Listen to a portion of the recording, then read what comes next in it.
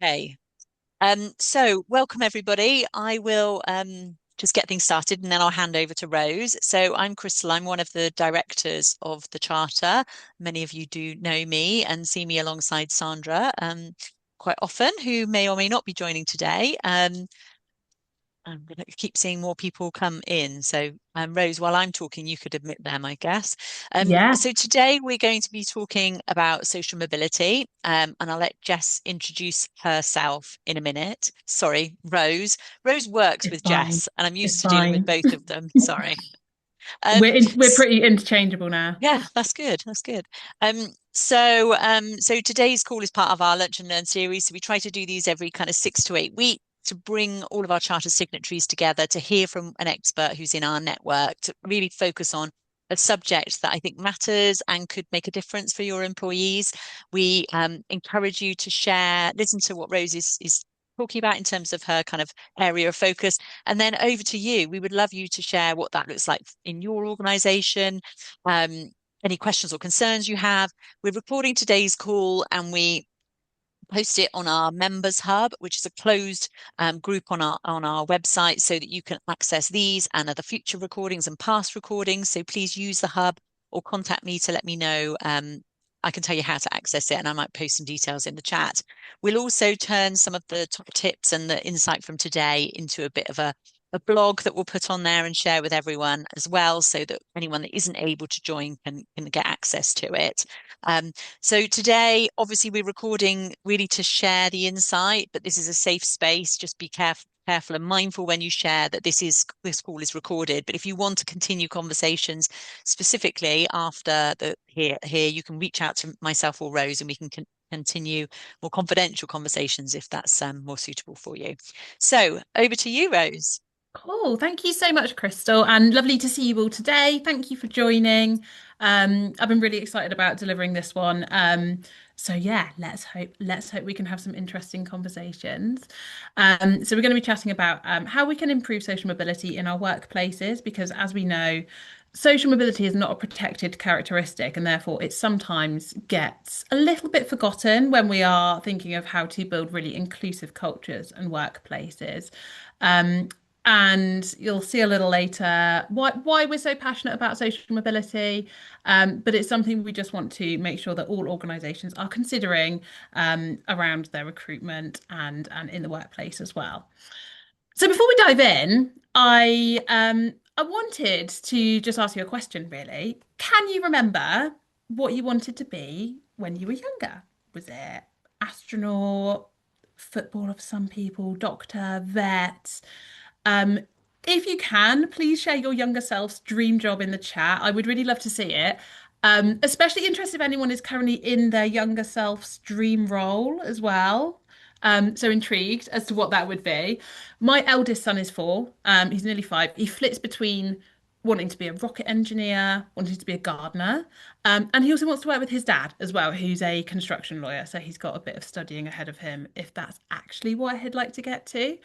Um, but really, what the research shows us is that when we're young, we aren't afraid to choose what future we want. We aren't afraid of dreaming big, irrespective of our backgrounds. This is what the research shows us. But the key difference is that people from underserved and low income communities reach a point where actually they start to lose hope, usually around the age of 10 to 12, and they stop believing that those dreams are going to come to fruition. It's not about aspiration. Lots and lots of people talk about aspirations. Actually, the aspirations were there. The point is that hope has been lost, and that somebody doesn't necessarily think that they can get to the point that they wanted to, and so they no longer feel motivated or engaged or wanting to succeed in their studies or employment, whatever it might be. So hope is our catalyst for change. If we are hopeful that we can get that promotion or make a difference in the lives of others, even change the world, we're talking about some big stuff here, then we can make change. When we feel truly hopeful and when we feel like our aspirations are a genuine possibility, we do feel engaged, we feel motivated to achieve more. We're able to keep going in the face of adversity.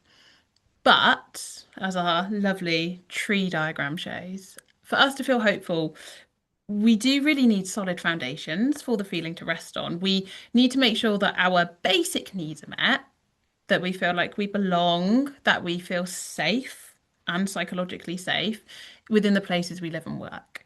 This is a job for everybody. So, those of us who already have solid foundations need to ensure that we are building them jointly with those whose foundations aren't yet as strong.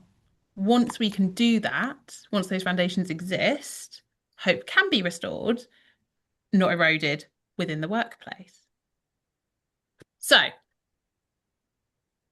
I'll jump forward. Why am I so focused on hope in a social mobility webinar? So, by way of a quick introduction, my name is Rose, as Crystal has introduced me. I'm one of the managing directors and co-founders of Inclusive Futures CIC. We are a social enterprise dedicated to social mobility, and the profits from the work that we do go straight to supporting young people from around the age of 14 onwards from underrepresented backgrounds. Through our coaching programs and our accredited training, we have now reached over 10,000 young people since 2020, and we are significantly improving their feelings of confidence, motivation, and resilience. But most importantly for us, the programs that we run are restoring hope for the future. This is something that we measure. It's something that's really important to us.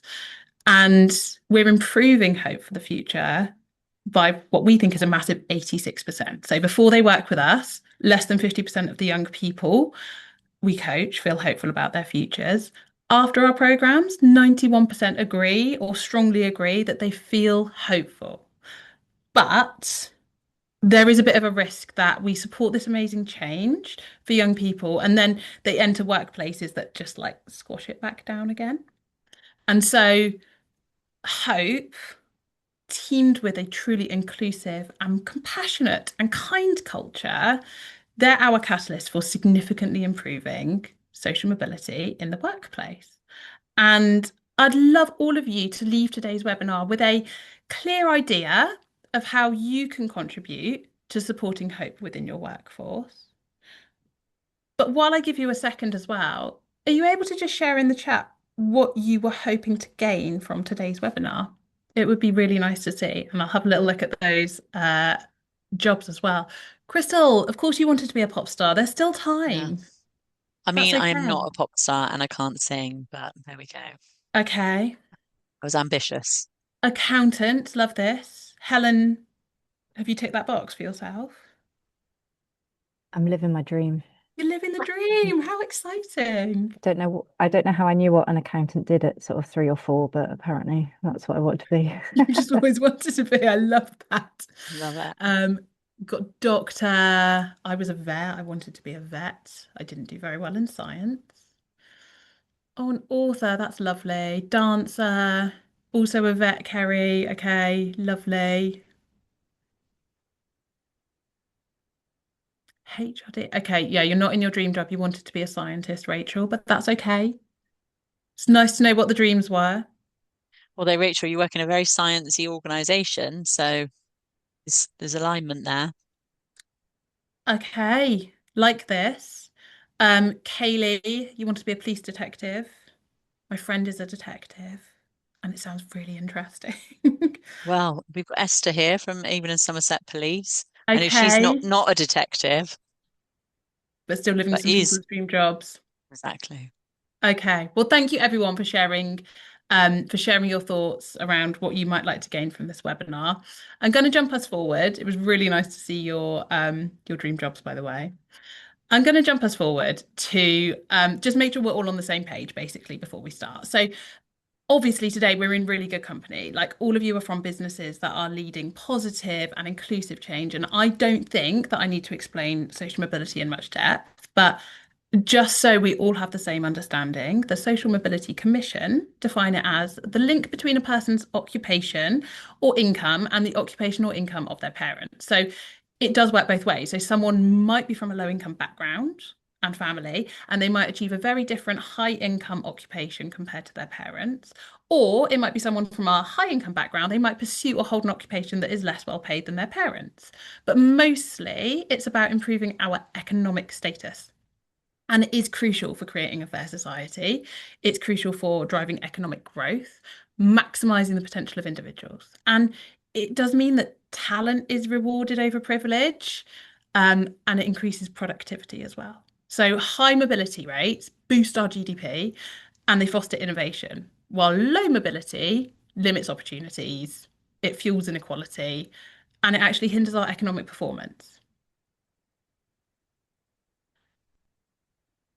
And I guess you could say about us today is that we're all together because we feel hopeful in a way too. We are hopeful that change can happen and our workplaces can become more inclusive and that we can build a more inclusive society for everyone to flourish in. And we actually have a huge opportunity in terms of social mobility and our geographic location, because at the moment, the data is not on our side. The UK has one of the lowest rates of social mobility amongst high income countries, and Bristol contains some of the most geographically concentrated inequality in England. I'm sure this is not news for most of you, but in Bristol, a baby's life expectancy varies by as much as 6 years, depending on the postcode of where they live. Some neighbourhoods in the city rank among the most deprived in the country, while others rank among the least deprived. Sometimes they're separated by a really short distance. And this matters to us because many employees in Bristol workplaces have come from areas where opportunity was not evenly distributed long before their first job interview. Gave me goosebumps then, Rose. It's horrible. It's a really Yeah. horrible stat and figure to use, but it's quite shocking. And like I Yeah. said, we have an opportunity. Bristol should be a city. Like people talk about Bristol in such a positive way. Bristol is seen as this amazing city within the UK. We've got an opportunity to be incredible in many, many ways. Hmm. So there's a lot we can do. Um, some people like to think that inequalities kind of end maybe at the point of higher education, maybe at the point of employment. But the Social Mobility Commission finds that professionals from working class backgrounds earn, on average, £6,000 less than their peers from more advantaged backgrounds doing those similar roles. These gaps are driven by factors that feel soft, I suppose, in inverted commas, but they do have very real impacts. So this is stuff like access to influential networks, informal mentoring and sponsorship, confidence navigating organizational norms, and then things like bias linked to maybe accent or education or perceived fit, like culture fit within an organization. And this is why social mobility is now recognized as a workplace issue, not just an education issue. I would love to invite some thoughts from you in a minute. I was in a meeting with a very lovely chair of a large professional services firm within the Southwest recently. And they said something that stuck with me, something that on the surface actually sounds pretty fair and quite nice and inclusive. And so he said, I don't care where you come from, anyone's welcome here. Like that is lovely. That is amazing. But then they added, what I care about is how you show up to work and how well you're doing your job. And I have zero doubts that this person is not an inclusive leader. They really are. The thing is, this approach will always favour individuals who can show up and fully commit themselves to their work. These are individuals who probably already feel safe and secure and that they belong in the workplace.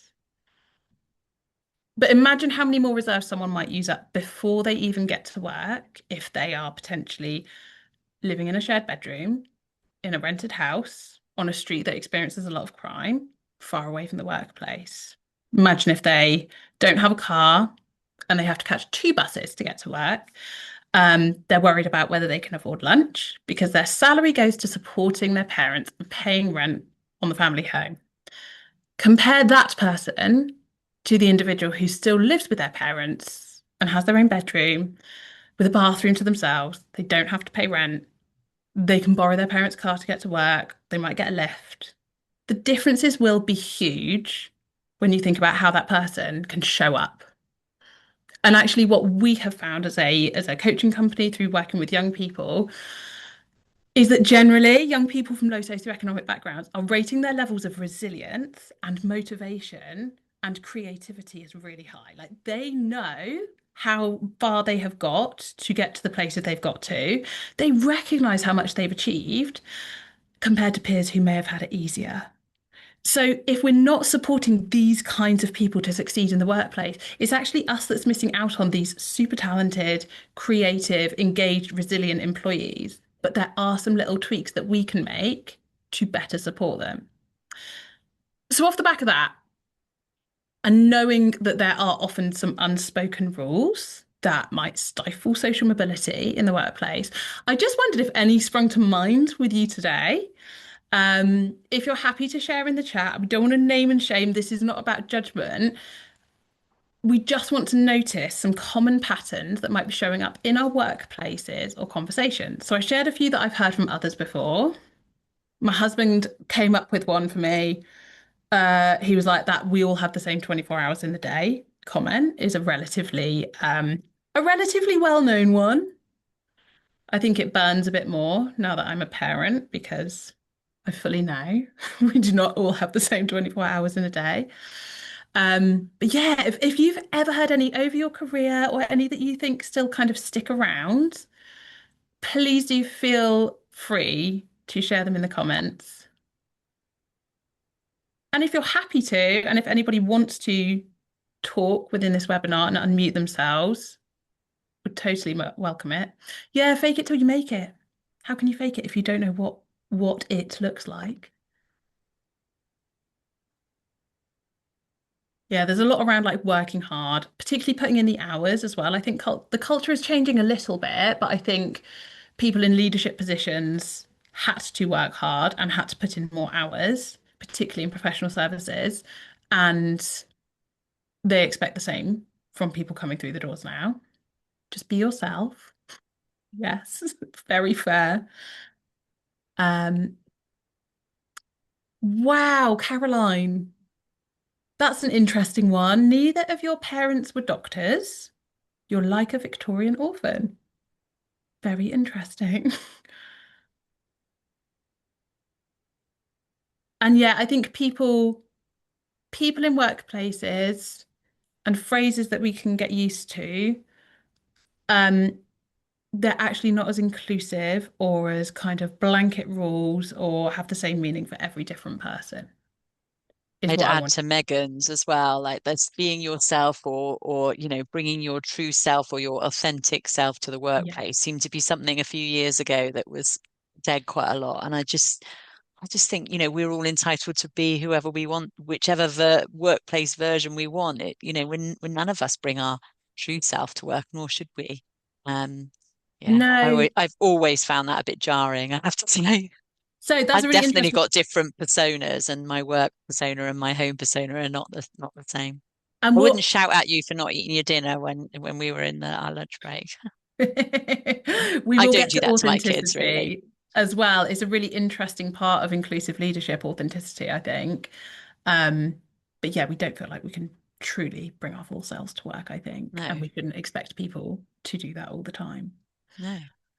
Um, so at this point, I just want to take a moment to frame how barriers to social mobility can show up. So these barriers don't just appear once someone enters the workplace. They're often shaped by life experiences long before employment begins. So for the purposes of today's session, we'll group them into three categories. There's pre-employment, which is system level challenges like education and income. There is entry level challenges, which is the hiring phase and access to opportunity. And then there's in work barriers, which are what happens once someone joins the organization. Having this structure helps us think a bit more holistically, and target our actions more effectively as well. I won't talk in much depth about pre-employment today, but the barriers include things like educational disparities. So that might be unequal access to quality education and training opportunities. I'm from Devon, where state schools are very high quality. I know somebody from my school who now teaches in the north, and she said that basically, if you are from a middling income family, you will send your children to private schools because the state schools do not meet the standards that anybody wants for their children. So this is what we're talking about in terms of educational disparities. It really differs geographically. There's also income inequality. So this is things like low wages, financial instability, and just lack of resources, creating long-term disadvantage. And then there's limited exposure to career options. Some individuals are genuinely unaware of available career paths, and that will be due to limited guidance and limited modelling or understanding from within their communities. So there's quite a lot that comes up even before somebody is thinking about the world of work. But then once you get to the point that you are accessing the workplace and looking at employment opportunities, there are a number of entry-level barriers as well. So even when someone is qualified and motivated, the way that organizations hire can unintentionally favor people from more privileged backgrounds. So informal hiring practices like asking for referrals or relying on interviews that perhaps favor polish over potential can exclude strong candidates. Culture fit is something that crops up a lot, and someone might not feel like a culture fit, and that might be because they are not from a similar background to the rest of the company. We also know that access to professional networks plays a really big role. So if you don't have connections who can introduce you to people or recommend you for roles or give you insider tips, it can be much harder to get a foot in the door. And then another issue we come across is occupational segregation. So that's when people from lower socioeconomic backgrounds are overrepresented in lower paying or lower status roles. So entry-level barriers are not about a lack of talent, they are about unequal access to a workplace. And once someone joins the workforce, the playing field still isn't always level. So if we start with unconscious bias, this can show up in subtle ways. So judging someone for their accent or the school that they attended or how they dress. We all do it all the time.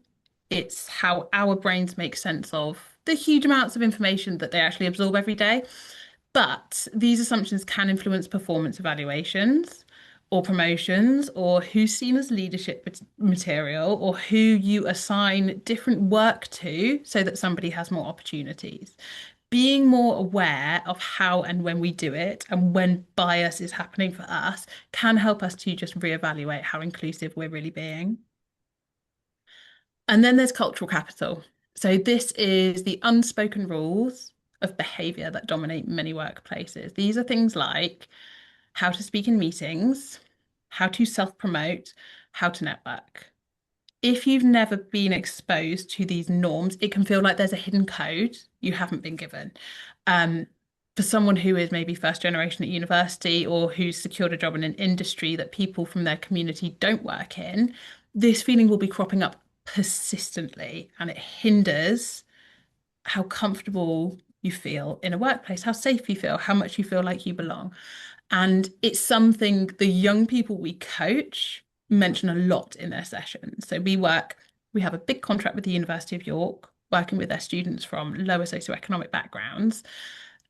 They are often referring to the privilege they see from their peers in terms of when they're in sessions, when they're in classes, their more privileged peers have confidence to speak up, to question authority, to question what they're being told, and they can present themselves in a certain way. And the students that we coach, they feel like they can't, and they feel like they have to cognitively do far more in order to get in at the same level. It's really, really hard. Mentorship and sponsorship are critical for everyone, but they're not always evenly distributed. So people from privileged backgrounds, they're far more likely to be informally mentored and championed by senior colleagues or even parents of friends or just someone that your dad knows. And then finally, practical issues, as we all know, things like childcare, transport, or inflexible working hours can disproportionately affect people from lower socioeconomic backgrounds. These issues are often invisible to managers, but they have a huge impact on someone's ability to thrive. So recognizing these in-work barriers is key to designing more inclusive systems. So if the data's showing us that social mobility gaps widen after people enter work, then our leadership behaviors, our systems and decisions, they're one of the most powerful levers for change. So this is not about intent. All the organizations represented here already are doing amazing things to make workplaces more inclusive. I think what we need to do is just dig a bit deeper today to think about how inclusion genuinely translates into outcomes. And so the only way that we can honestly start showing that inclusion is translating into outcomes is through the data.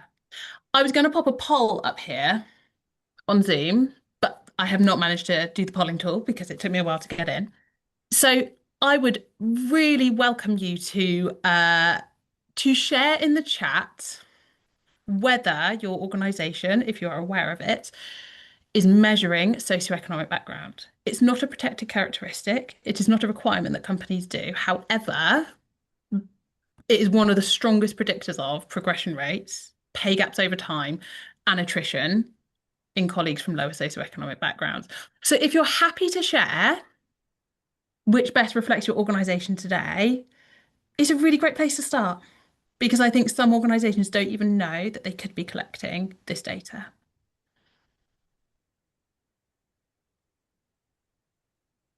So I guess And there's the Chris, data collection, but Kerry makes a good point. You can go ask on. everyone, but then it's a bit like any of the inclusion data. It's Yeah, about disclosure. So um, it is. increasing the trust from employees in the organization in order to Yeah, improve those disclosure rates is really important. They've got to feel like it's why you're collecting this and it's going to make a difference and it's going to lead to investment and change and so on. 100%, Kerry. Like it needs to Rachel says the be, same when thing, you're doesn't collecting, it she? needs to be voluntary and transparent and clearly separated from performance decisions as well.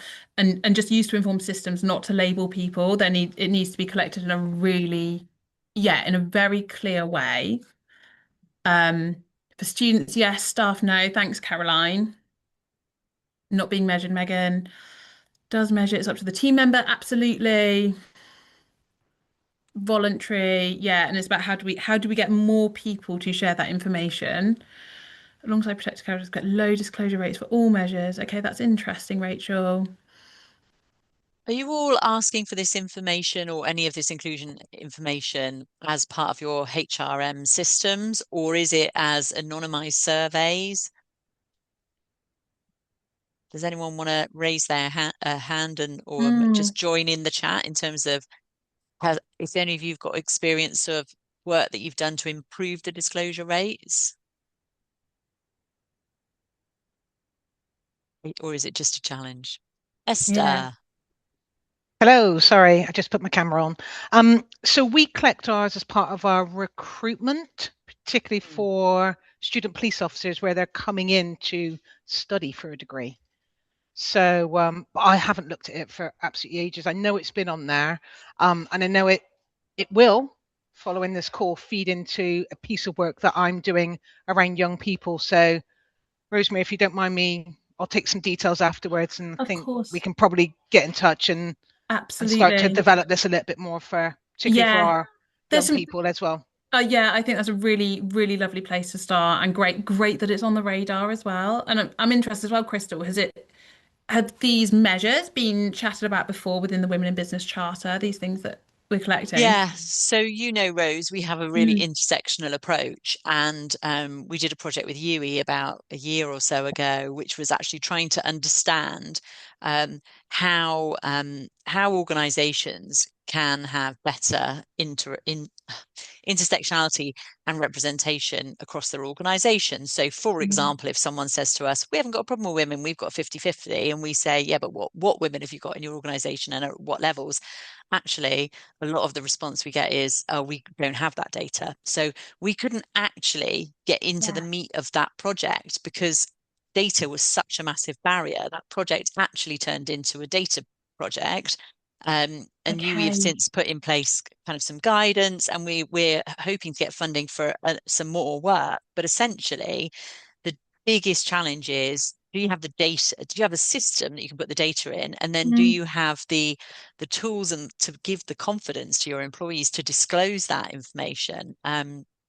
Some organizations who are charter signatories are too small as well. So Megan, I know you said you don't measure it, but for small organizations, obviously you can't identify in data. So if you have a small number of employees, it's actually legally you can't collect that data if the employee would be identifiable. So it's complex, but I think all of the signatories would say they understand the reason, and they try to collect the data, but it's those barriers. There's a lot. I don't know. And we know of a couple of organisations that we worked with who are doing really, really well.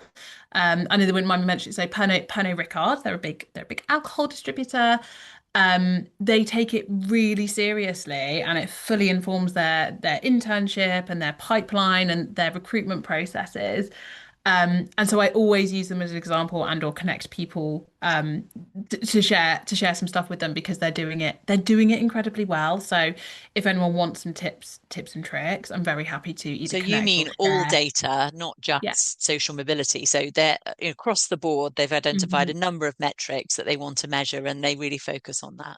Yeah, they were doing it really, really well. Good. And thank you to those of you who shared as well. It's a real mixed bag always. So for the last sort of part of our webinar, I wanted to give you all a chance to reflect and identify some actions that you want to take off the back of our discussions. The traits of an inclusive leader for us can be divided into 4 sections. We talk about awareness, which is an internal thing. It's about your own awareness of how you behave and what your own biases might be. Decisions are also internal. And these relate to your decision-making process, as this is where bias can have a huge impact on other people. Then we look at culture, which is more external in terms of you can't be solely responsible for it, but culture is about the environment of the setting that you're in and how it empowers or disempowers others. And then finally, structure, again, not solely in your power. Everyone here today can influence. And there's always things that we can do or question. So it's about systems and processes that make up the structure of the setting you're in and how these are supporting or preventing inclusivity.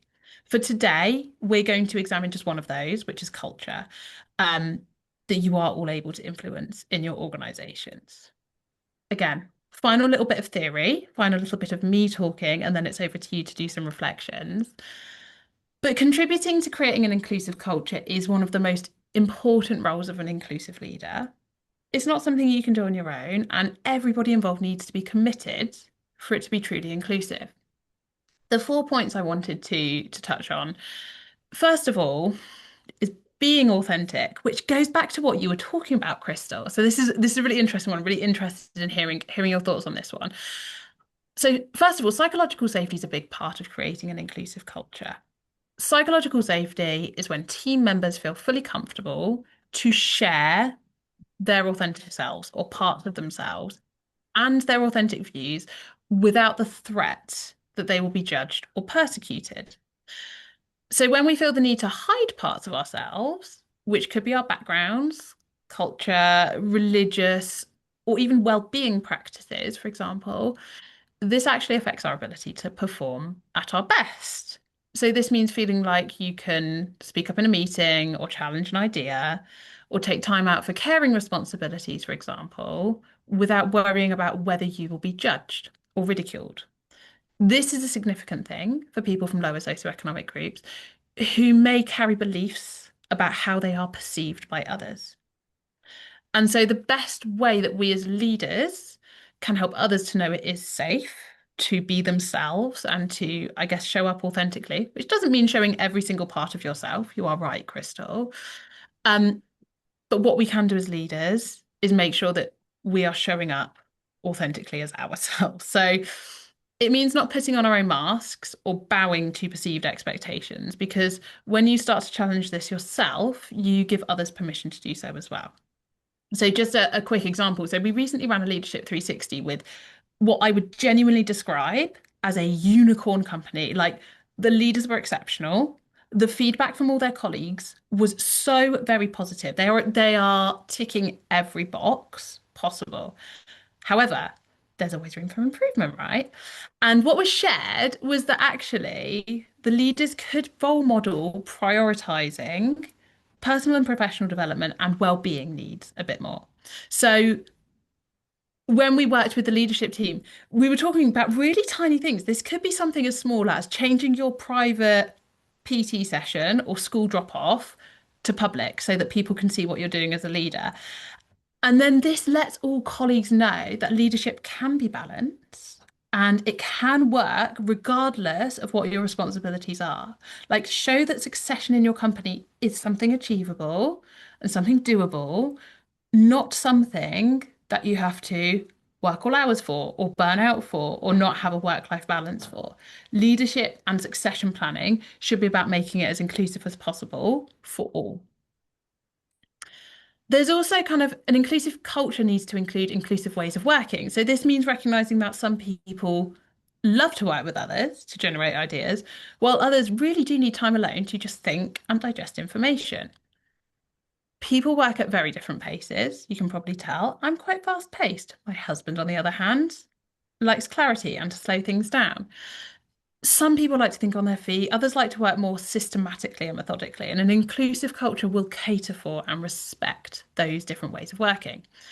So think about how you collaborate with others. Has everyone had an opportunity to contribute? Is it dominated by certain people or characters? What steps could you maybe take to remove some of the power dynamics and ensure that collaboration is meaningful for everybody involved?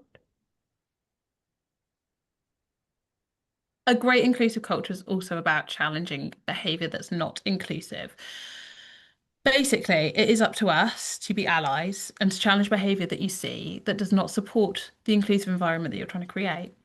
We need to have a zero tolerance stance to discrimination of any kind. It's challenging banter that's offensive and educating someone as to why it's offensive as well. Don't be the workplace that laughs awkwardly at someone's offensive jokes just because it's uncomfortable to challenge them. We can offer people different languages or phrases if they're using something that is outdated. And then finally, when seeking to create kind of psychologically safe cultures, we need to focus more on climate rather than culture. And so for anyone that doesn't know, the climate of an organization informs the kind of psychological contract and organizational trust between employees. So culture is about company values, core assumptions, and an organizational climate represents the kind of superficial, current, and visible manifestations of that culture.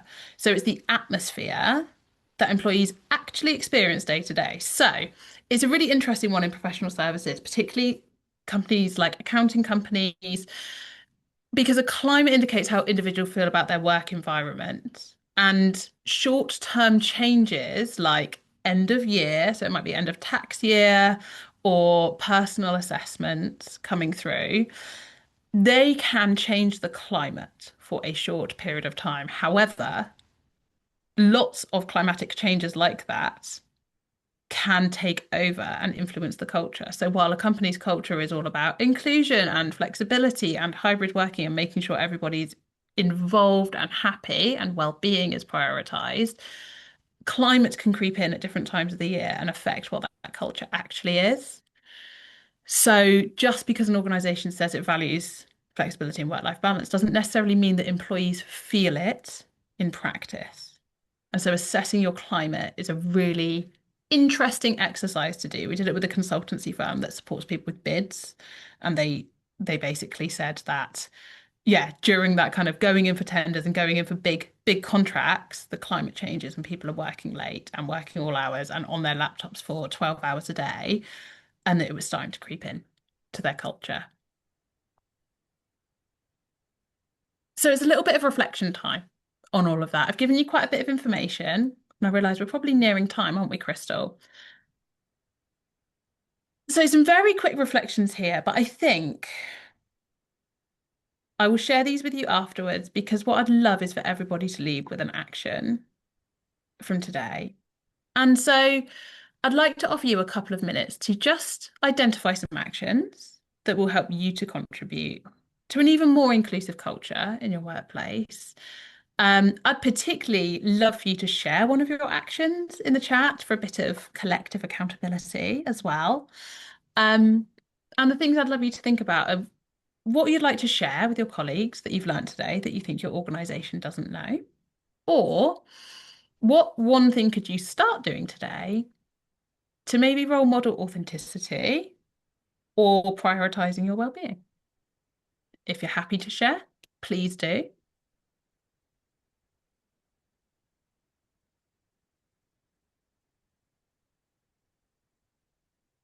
Great. I think if we could just get some thoughts from everyone as well, their Love some thoughts. reflections. People are happy. Kerry, you're first on my screen as it goes along. Don't know if you can share any of your thoughts from the session or what you're doing at TLT. Sorry, I couldn't find my unmute, but That's yeah, right. hi, thank you. Super informative session. So I've only recently taken up the role of co-chair of our social mobility network. So I wanted to come along just to gain some inspiration. So thank you so much. I think I always try and role model, and recently completed a panel event. And what we're actually trying, that was with our women's network, and we've got Nina, who's a part of that network, who helped to facilitate that session. And actually what we're about to do is a collaboration with our women's network and social mobility network around imposter syndrome, where the network have asked me just to open it.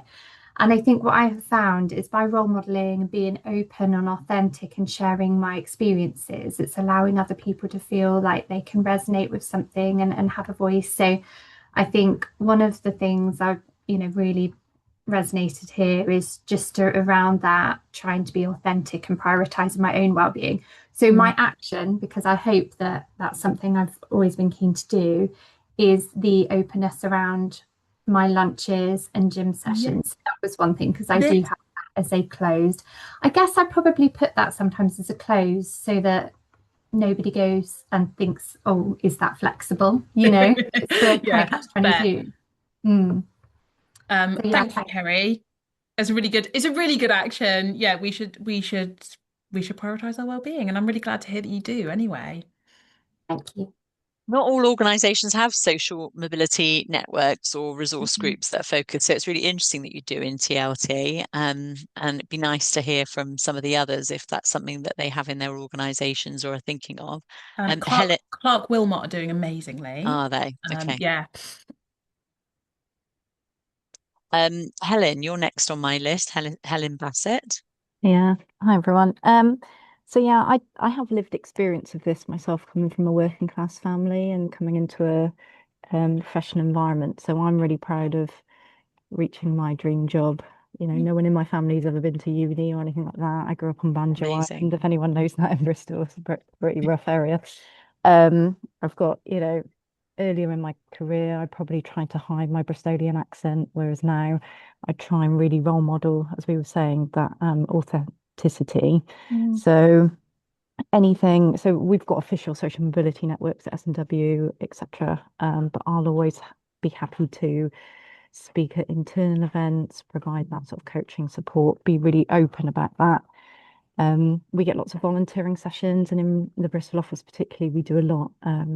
We're working with Spear in Bristol. I don't know if everyone's worked with them. So that's about bringing people from sort of underserved communities and low socioeconomic backgrounds back into the world of work. So I try and do extra things like using my volunteering hours to kind of support those areas as well, which I find really fulfilling. But to be honest, it's quite interesting. I think when you get more senior, you reflect back. So all the things you've been talking about today, Rosemary, and I didn't feel different in my job actually until I was promoted to partner, and then that's when I felt the most different.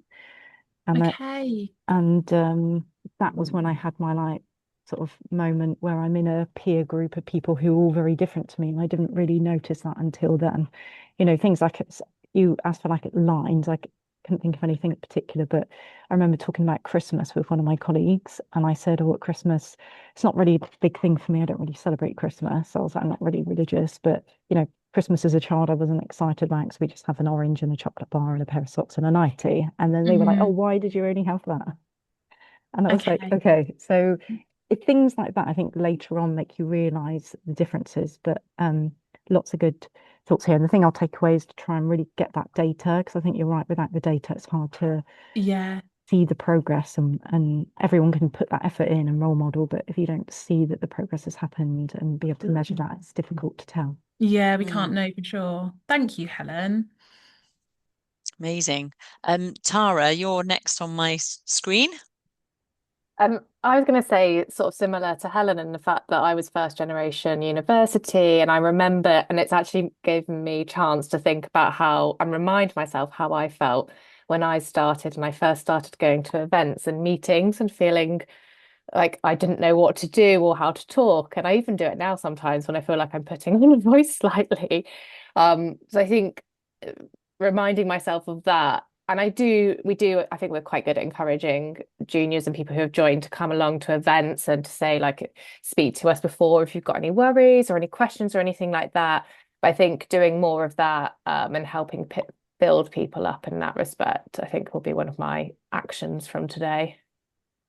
Thanks, Tara. It's really nice to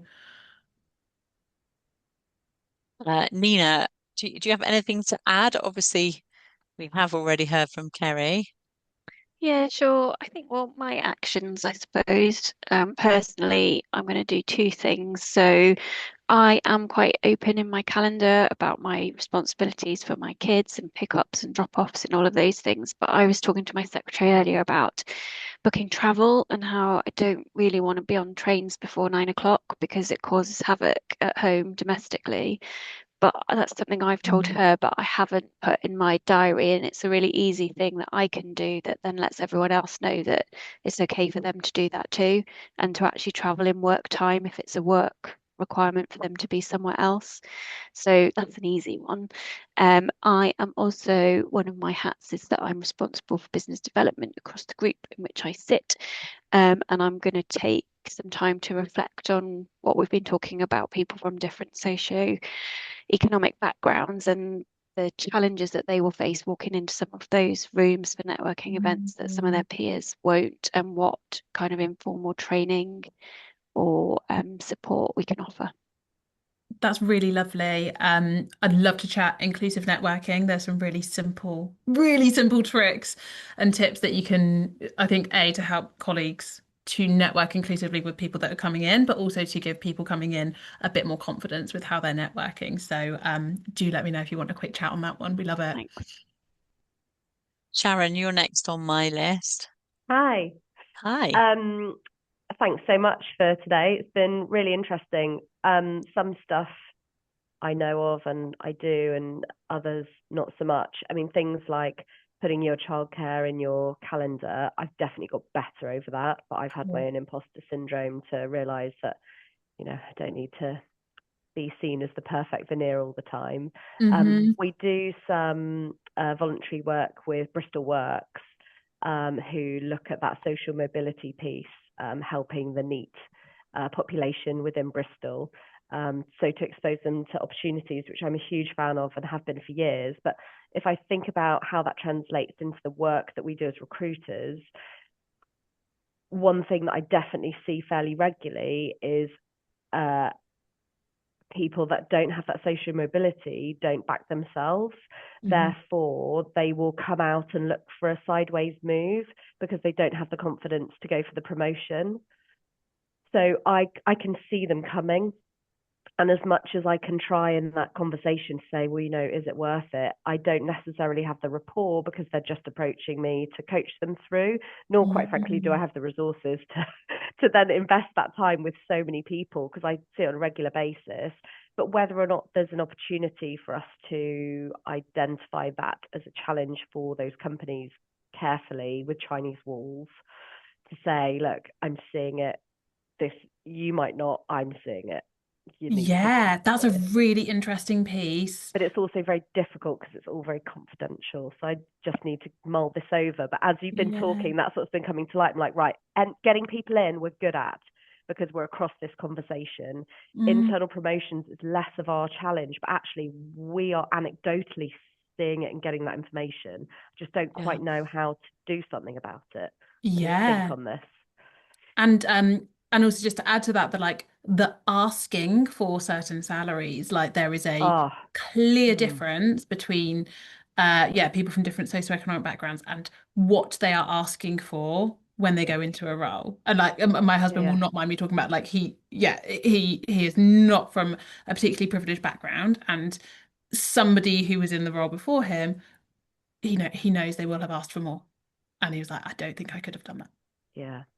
And, when we're involved, it's easy because I'll just do that conversation. That's, I can take that away from them and help coach them through why that number is wrong and why it should look a bit more like this. So that's fine. Yeah. But, when you don't have that third party advocating for you, be it a recruiter, a colleague, or your manager, or, your old manager, whatever that might look like, it's not going to work out, which is just, fueling this. That's a really interesting reflection. Thank you, Sharon. Thanks for having me. Kaylee, you're next on my screen. Hello. Hi. Yeah, really interesting session. Thank you, Rose. It's been brilliant. I'm currently doing my master's, and actually one of our next topics is around healthy workplaces. So bringing a lot of this to life in terms of culture, inclusion, it's really exciting. So thank you. I think a similar story actually to Helen and a few of the others. One of the things that I probably struggle with the most is I'm also first generation university. I come from a line of construction workers. I left school to be a hairdresser and I absolutely loved it. So being sat in a position like I am now was something I never even envisioned or imagined. But hey, here I am, faking it till I make it in some aspects. But it's one of those where, I look at that with my daughter now. She's 14. I've got a 2.5-year-old, and, getting to a place of actually saying, really be authentically you and decide who you want to be and what you want to do. Actually, I probably need to install that in myself a little bit more, because I think in some organizations I've worked in, and the one I'm in now, there is definitely an expectation of the way you work and the way you operate, how you approach meetings, how you are perceived within those meetings. Work in a very male-dominated industry and environment as well. So that also changes how you are authentically you attending some of those meetings, especially when you're trying to deliver key messages. Yeah. I'm a bit scatty sometimes. I have underlying ADHD. So my way of communicating, I'm not always very organized, and I have different ways of engaging with people that I feel comfortable with. So one of the takeaways that I really found insightful that I want to encourage with my team a little bit more is, rather than setting the standard of how they need to show up to these meetings or deliver projects, I want to understand my team specifically around what does give them their kicks. How do they engage in those meetings? Yeah. And do we need to do something a bit differently so that we can work together to make sure everybody feels included in delivering projects? That's really interesting. I love that takeaway. Thank you so much, Kaylee. No, thank you. Esther, you've just turned your camera off. Are you still there? Oh, there you go. Sorry, no, somebody's trying to flag me because we've got to go off and do a workshop in the next 5 minutes, and I've got to get across the site of HQ. Oh, well, good luck. Crystal knows that's quite a big one. It is. Yeah, just a quick one from me, Rose. I mean, love what we're talking about, that inclusive culture bit, that psychological safety. For me, it's around, I'm going to take forward the professional norms. So when people start talking about, well, you need to be more strategic, and voicing your opinions in meetings. And, I was one of those people, I got O levels at school. I am that old, where I got my degree from work. So nobody in my family had actually gone and done anything like that until I kind of, professionalized myself in HR. And I just got, what else I've got here is role model their journey.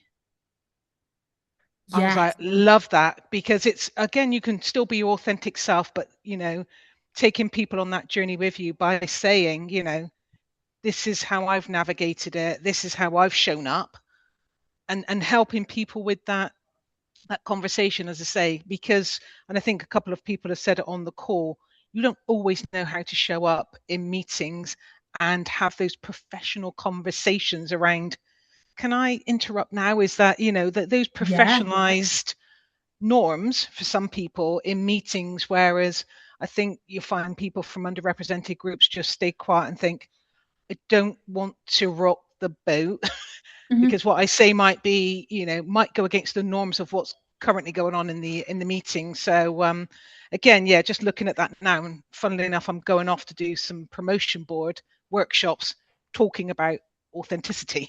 Okay. So yeah, so that will show up nicely. And I think again for our young people, and I'll speak to you about this, I want to look at doing some type of networking event towards probably in the autumn, because we keep saying to our young people, you need to network, but we don't actually tell them what it is.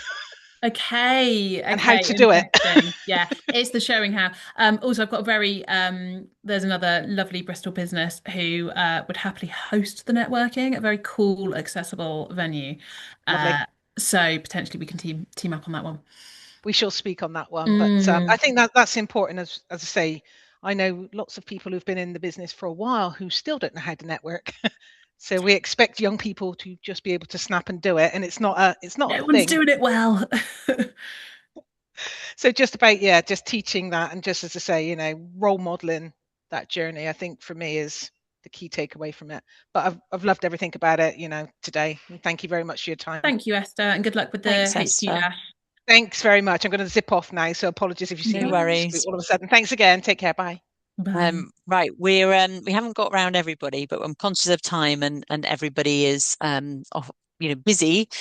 So thank you all so much. I'll spend a little bit of time with Rose now, after you all drop off, and we'll just kind of come to a few of our own conclusions, and then we'll add that into the learnings and share that all with you over the next few days. Thank you all for your time. Any final reflections from you, Rose? No, just love the appetite for it. And I think final reflection being, yes, we're talking about socioeconomic status and helping improve social mobility. Any of the actions that you're doing off the back of this webinar are going to be helpful for all colleagues, regardless of background, regardless of whether they're highly represented or underrepresented. And so, yeah, we're focusing on socioeconomic status, but actually we know creating inclusive environments is just great for everybody. Yeah. Perfect. What a soundbite to end with.